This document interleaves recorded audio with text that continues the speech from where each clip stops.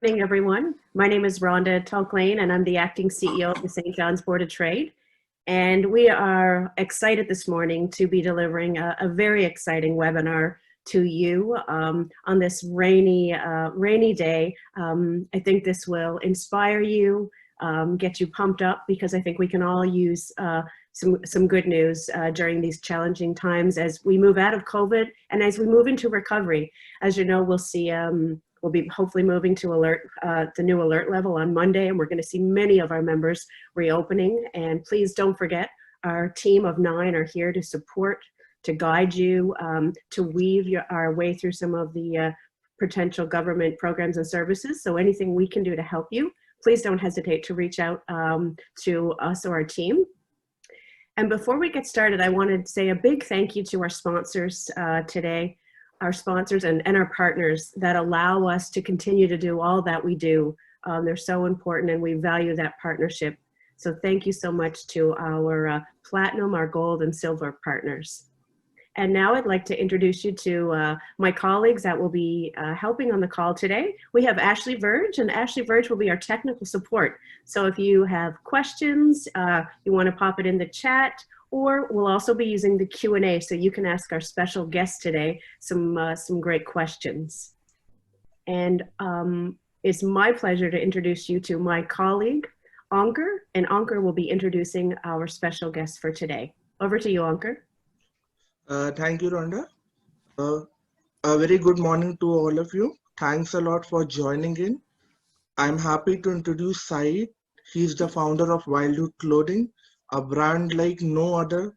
I'm truly inspired by his outlook on life and business and his radiant and humble personality. So without much delay, I would like Saeed to start his journey of sharing his journey to us. Thank you, Saeed, please. Thank you. Thank you, Ankur. Thank you, Rhonda. And thank you everyone for participating to this webinar. So my name is Saeed. I'm actually mostly called by my last name, and I'm an immigrant entrepreneur. I came in Canada in 2013 March from Bangladesh. This was my first time coming into outside of my country. I have never actually been out of my country, ever. So when I first came in here, let me give you a little bit details like how I grew up in my country. So the village or neighborhood I grew up in, we had, I think, roughly 15 to 20,000 people, but none of them has any fridge. If that helps you understand, what kind of village I grew up in. So growing up in that neighborhood, we were the only solvent family, and we did not have a fridge. So my dream was always to have a fridge when I was like 6 or 7 years old. It was magic to me, if you're putting water in a machine and it's giving you an ice cube.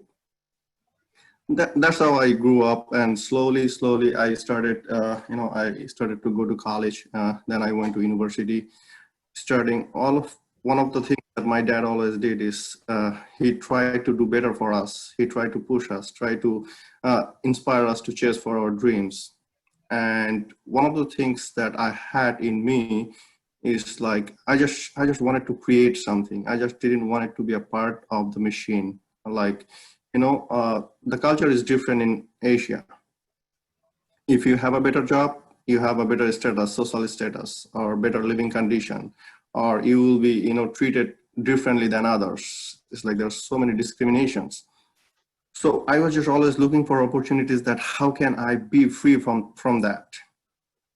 Slowly, I think I noticed one day in one of the newspaper or an article, it says Canada is a land of opportunity. And that actually struck me. And I was just thinking like, growing up, I have seen like in the neighborhood, like so many people would die, for a small disease. So I thought we are all going to die. Why not just like try, to see what on the other parts of the world. As I was thinking that, then I actually did some search online. I see like there's a shortest occupation list that you can actually like apply for and come to Canada. So one of those shortest occupation list was cook or chef or like in the restaurant or hospitality industry. And then I did some course. I applied like I think like close to 4,000 or 5,000 jobs just to, I was like never settling, So finally I got a job in town from Peter's Pizza, and I hopped on the plane to come in here. By the way, it took me like 2.5 years to figure this whole thing out. And after I came in Canada, it was March 3rd, 2013. I think I landed at 1:30 a.m. in the morning, and it was cold. I never seen snow before in my life. The usual temperature in my country is like 28 to 35, 38 degrees Celsius. And in winter, it's like 16 to 18 degrees, which is our summer here. And when I came and landed in here, my ride never showed up. The person who was supposed to pick me up from the airport didn't show up. And I don't know where to go. I don't know how to call. I don't know how to use the telephone. And my English was really, really bad. All I could say is like, hi, hello, thank you, all this stuff. So this was my starting, and I had to eventually like sleep at the airport bench for that night. It took me 36 hours to come from Bangladesh to St. John's, and it took me another 18 to 19 hours from St. John's to McDonald Drive. And the next day. So I came the next day, and that's how I started my journey in Canada at first. So when I came in here, I started working in the pizza place. I was going from 9 to 5. I was having some challenges. First of all, the language was a really big challenge for me. And especially learning language from a Newfoundlander is hard. We speak so fast, and especially when we get excited, and we get excited too fast. And when we see people from a different culture, we want to learn more, and we talk even faster. So I made a deal with a colleague of mine. I said, okay, I will teach you my language. Why don't you teach me English? Or just like a little bit slower. So he helped me a lot. And that's how I started to learn. So once I was working 9 to 5, and I noticed that I have a lots of time, because I did not know anyone. I did not know where to go. I did not know what to do. So I was just like, okay, so now I'm here, what next?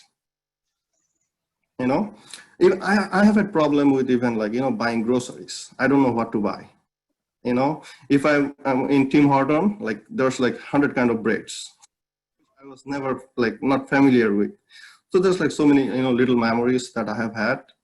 But one of the things I noticed that I can actually utilize this time to do something in order to, I didn't came to actually work in a restaurant for all of my life.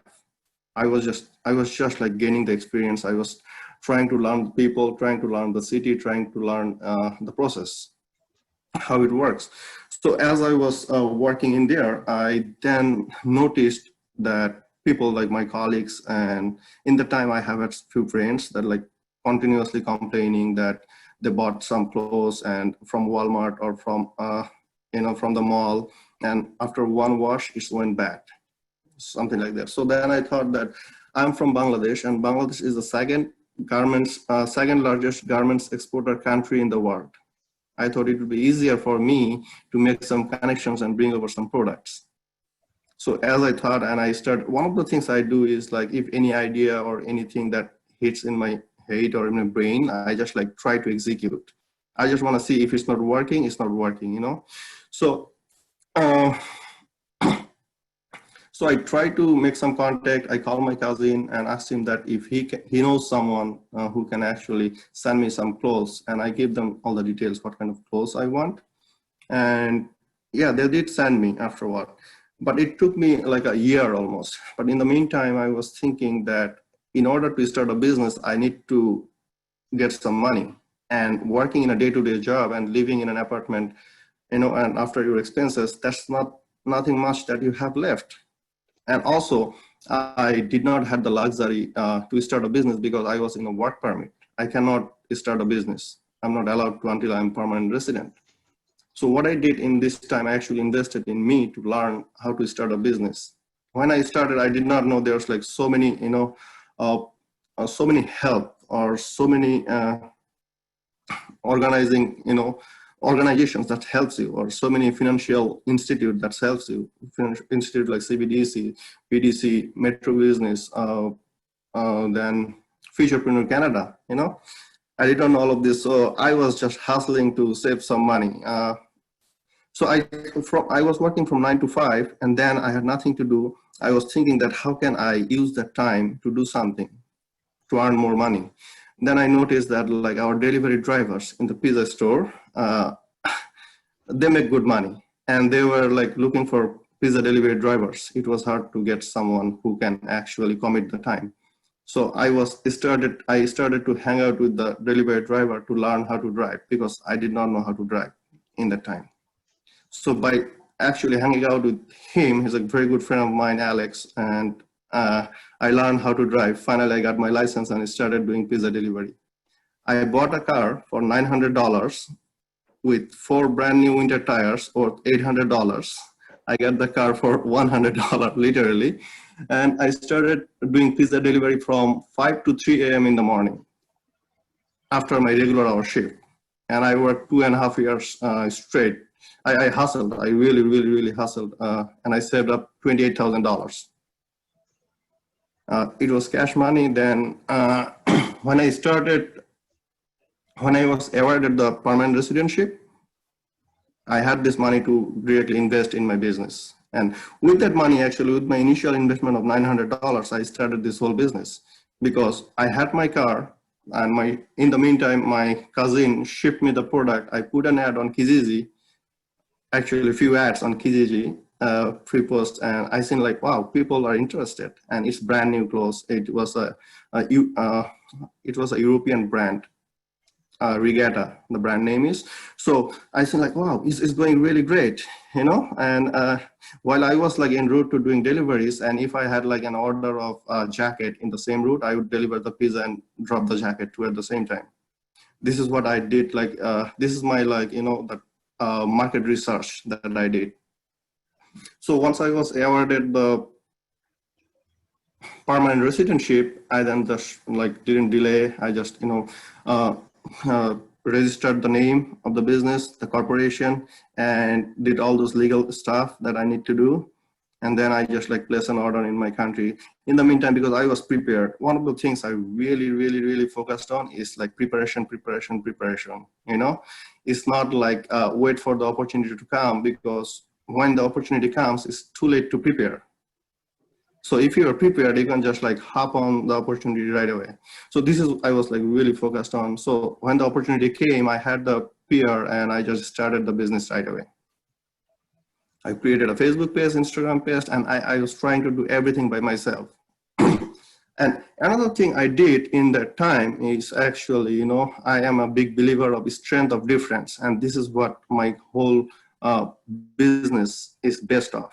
The strength of difference is understanding your weakness. So I know what I was like really bad of. Like I was really bad in social media. So what I did is actually I had to work few hours extra to hire someone to pay them. So I hired someone to pay them, and I was working, while he was working at my apartment, I was doing pizza delivery or doing some extra shift. So I get this job done, like get the website ready, and this is what I did, and I started, and it was going really great at first. And then I was getting really, like good compliments from people, from my friends. They're cheering up, and I got a lot of help along the way.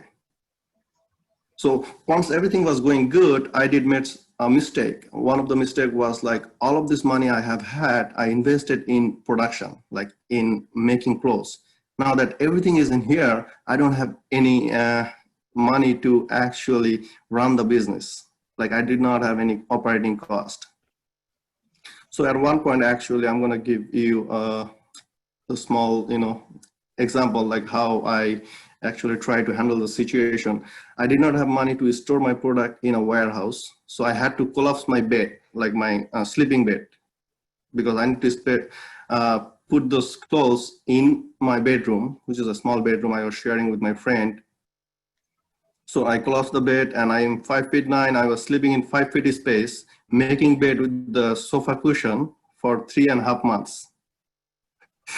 So, but I was enjoying every bit of it, you know. It was for me like the journey. I was like excited. It was like an adventure for me, that I'm solving problems. And this was a huge problem. I think like any rational person would have give up in that time. So everything was going good, going great. We got picked up by some local stores in here. And when it was going really good, then I was thinking like, what's next? What I can do to actually expand it. And slowly my sales increased, and I left the job. I was working full time in here.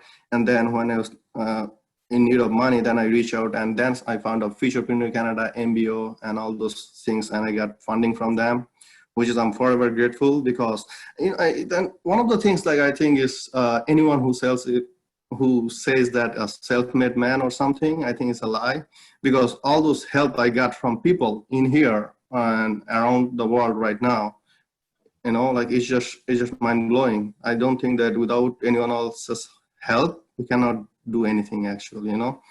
It's the strength of this, again, going back to the strength of difference is like, if I'm bad at something, like I cannot be like, for an example, Ankur, or Ankur cannot be like me. We're wired differently, but we can come to a point to work together and beautiful things happen. So yeah, fast forwarding to then I wanted to try in the brick and mortars. I was having like money was coming in, and I got a shop in in Alberta, West Edmonton Mall, just to try. Didn't work out. I did a test for 3 months.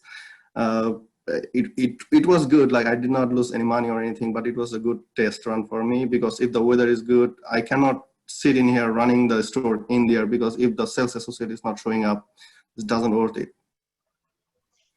Another thing I did actually in the meantime, I was heavily focused on my network. And I strongly believe till today that my network is my net worth. The people I know, you know, and it's just like people are more like 99%, or I would say 100% people are willing to help you if you need the help, or they can help if you reach out. If you don't reach out, the answer is always no, always no.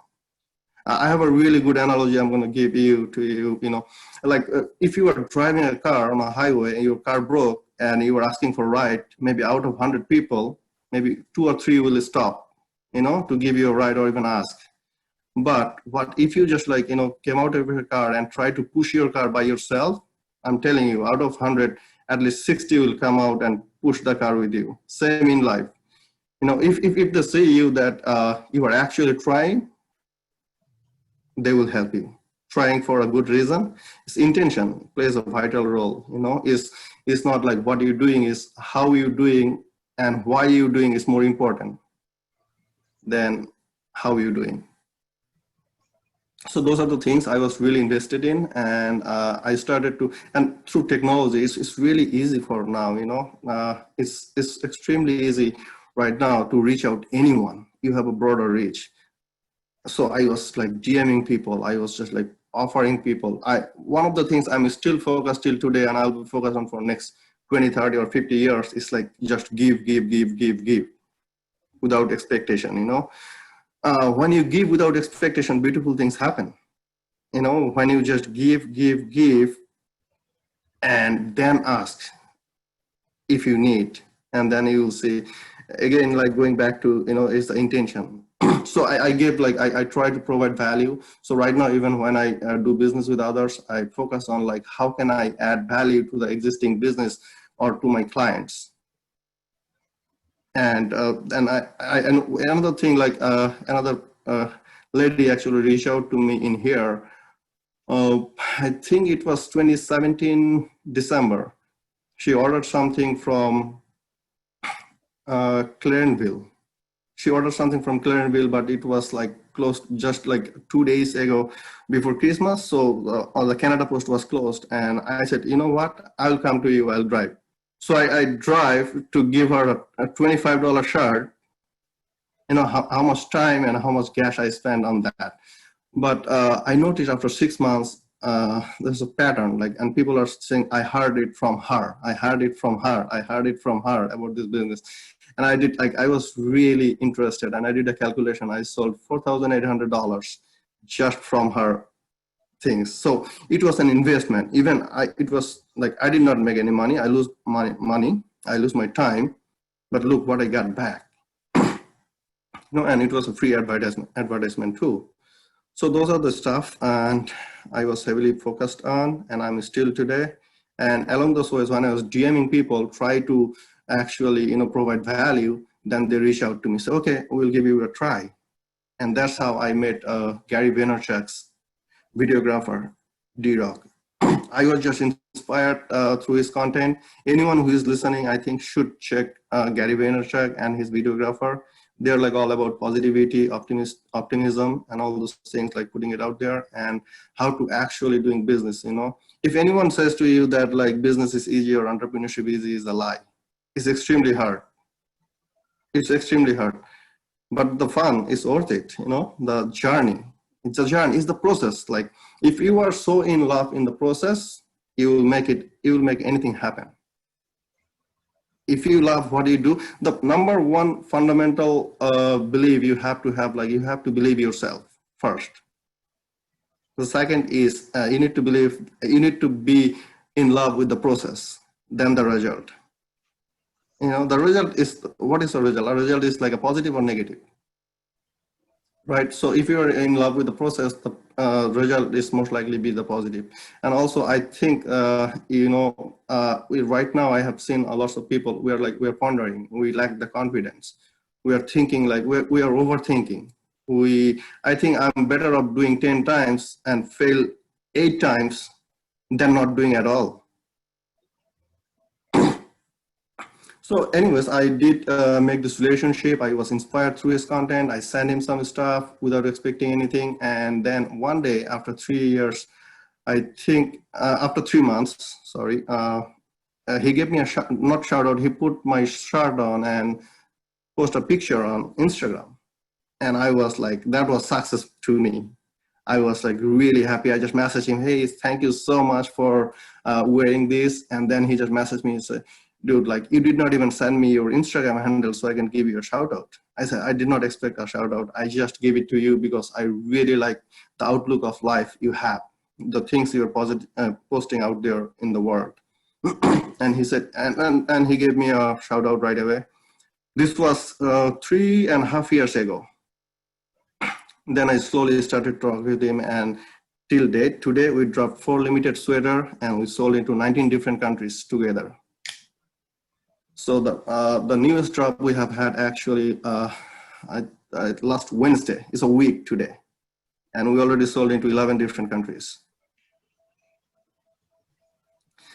So another thing I actually did, I'm just sharing it for others' benefit, is I was really, I wanted to learn the whole process, even though I don't need to, because I have people now. I take care of 16 people, you know, I work with 16 people.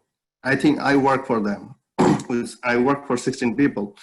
But one of the things I was really focused on, that to learn the business, learn every aspects of the business, you know, either it's financial, either it's making clothes, either it's fitment or design or anything. Because right now, if anyone wants to hold me hostages to the business, they can, because I know every ins and outs.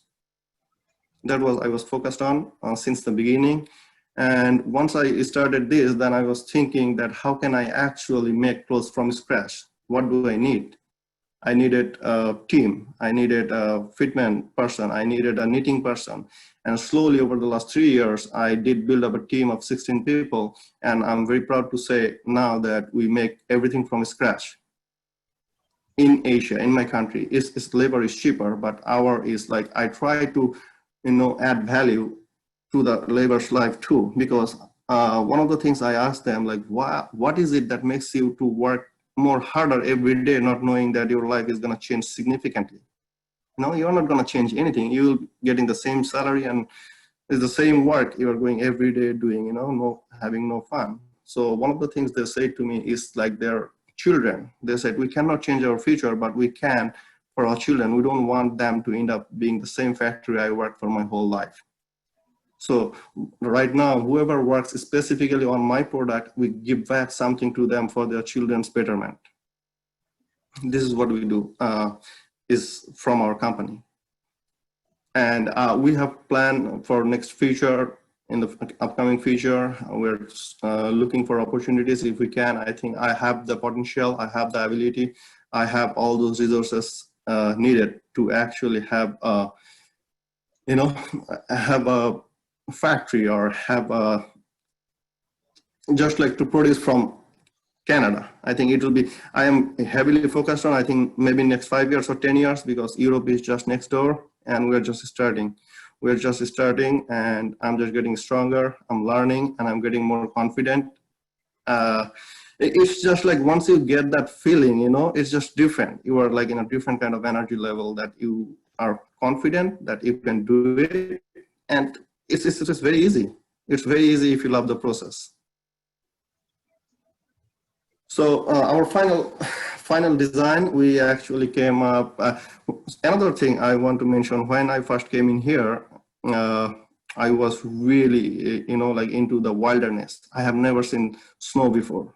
I have never seen the vast landscapes, open ocean, different culture people, and like I just love the people in here, because like if you go outside, like even someone don't know you, they're greeting you with a smile. That's very fulfilling. So that's how actually the name born, Wildhood. So it was pretty wild for me, and the hood is like I'm trying to bring people together regardless of race, religion, sex, creed, anything to make something beautiful. And when I started at first, like I said, it was not as good as it is, but right now it's just like the best place I'm ever been. Yeah, perfect. So if anyone have any questions or any comments, or I would love to answer. Thank you, Saeed. I think ideas are amazing, but being brave enough to make them real is what really matters. I hope this session gave all of you a little bit of inspiration. And if you have any questions, please feel free to ask in the Q&A section. And I would like Rhonda to please thank Saeed at last. Yeah, I just want to add one thing to Ankur. When Ankur says that ideas, there is no bad ideas. There is pure bad execution or planning. There is no bad ideas at all. I think every human being in their lifetime had $1 million or $1 billion ideas. If you look for ideas, I think the graveyard will be a much easier place to look for, because people haven't tried it yet. People were like really scared. People were thinking of others people's opinions. People are thinking of like, if I do that, if I fail, what's the people going to think? But end of the day, it's our life. It's my loss. If it's a loss, it's my loss. And all we can control is our effort. Effort is one thing that we can control. We cannot control the climate. We cannot control the economy. We cannot control like lots of stuff in life. I may die tomorrow. My heart can stop beating any moment. Any moment. I don't have any control on that. But all I can control is like my effort. I can outsmart, out hustle by working hard. And hard work forever pays off. Mm-hmm. My design, I'm wearing a hoodie right now. It says hard work forever pays off. And in the sleeve it says go do. So doing is the ultimate happiness, I think end of the day, we are all chasing happiness. And so many people are actually trapped into a wrong thing, like chasing money. I have seen people, I have met some people, extremely powerful and got like so much money that they can't even like spend in their lifetime, but their life is miserable. I have seen it. Mm-hmm. Saeed, we have a question from one of our viewers, Winnie Lee, and Winnie Lee asks, do you think being in Newfoundland and Labrador versus being in any other major city in Canada made a difference to your success? And if so, can you share that with us? I definitely think yes. I never lived in other provinces or other big cities. I think it's always good to start from a small place where you can, it's about, building the base. If you have a stronger base, you can actually build as many floor as you want on top of it. If your base is weak, then it's gonna collapse. You know, but being in Newfoundland, I think I have had competitive advantage. Here, people, like, if you reach out for help, if that person cannot help you, but they know someone, so they direct you there. I think that's a good thing. So I always tell people that I am born in Bangladesh and shaped in Newfoundland. Yes.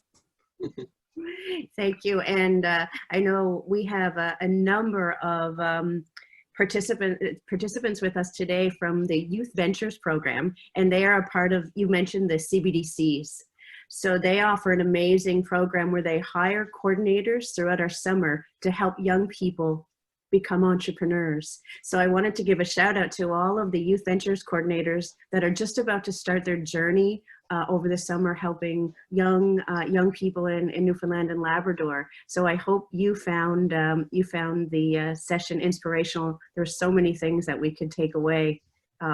But that's just one resource. Saeed, you'd mentioned the many resources that are out there, and there's just so many supports between the network and the finances, and you talked about some of them. How did you actually find them? Was it through your networks and asking people? Yeah, I think that another thing I want to tell Rhonda is, oftentimes people complain that I don't have this, I don't have that. Like, we overlook the things we have. It's not what you don't have, it's what you're doing with what you have. Mm-hmm. Is the resources. So, like, first of all, when I first came here, I have nothing. I came with just little more than my backpack. I had two hands. I worked. Mm-hmm. I saved up. I shared the story.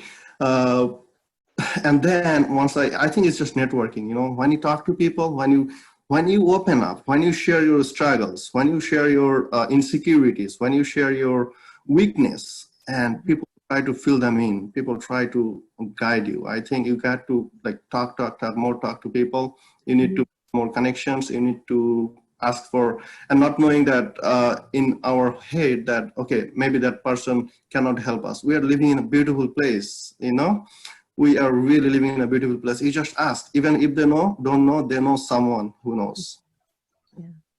Yeah. And I have to ask, what year was it you arrived in Canada, in Newfoundland and Labrador? I came in 2013, March 5th. Okay. And I guess you were pretty excited when you did get to have your very own fridge. Oh my goodness. Like, when I first came in here, like the first day, I think I went in the apartment at around like 6 o'clock in the evening, and it was an empty apartment. There was nothing, a stove, but a fridge. And I lie down on the floor. I was like, okay. Yeah, no, actually, like, before I even moved in here, like, we have bought fridge after, like, when I was in high school, we bought fridge. And my dad actually worked extremely hard, and he made his life. He really did well, and he's a well-established man now. But I've seen, like, how it's just like the hard work. It's pure execution. That's what I've seen, and I think that's what is ingrained in me.